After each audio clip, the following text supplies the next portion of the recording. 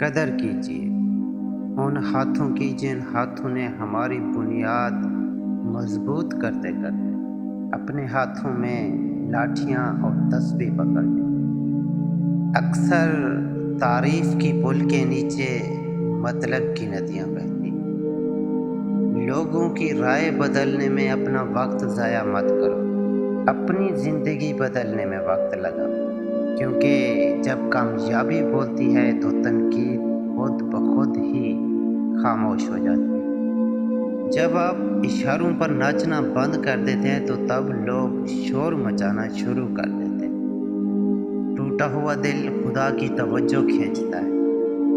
خوش نصیب ہے وہ روح جو خدا کے لیے روتی ہے۔ جو آپ کی خاموشی نہیں سمجھ سکتا وہ ہمیشہ آپ کے لفظوں کی توہین ہی کرے گا۔ اپنی قیمت پہچانیں۔ آپ اللہ تعالیٰ کی سب سے بہترین تخلیق ہیں، کسی کے پاؤں کی دھول نہیں۔ سب سے مشکل لڑائی وہ ہے جو آپ کو اپنی عزت نفس بچانے کے لیے اپنوں سے لڑنی پڑتی ہے۔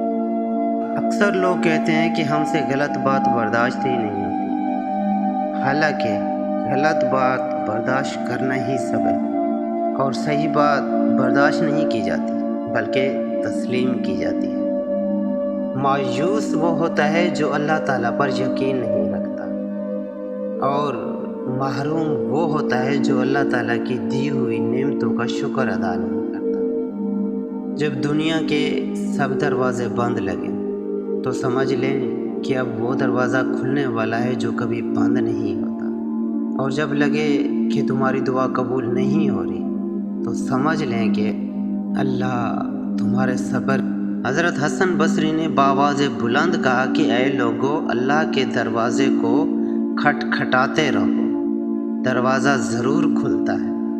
ایک بڑھیا نے سنا تو بولی اور کہا کہ اے حسن، کیا اللہ کا دروازہ کبھی بند بھی ہوتا ہے؟ حسن بصری یہ بات سن کر غش کھا کر گر پڑے اور فرمایا، اے اللہ، یہ بڑھیا تجھے مجھ سے زیادہ جانتا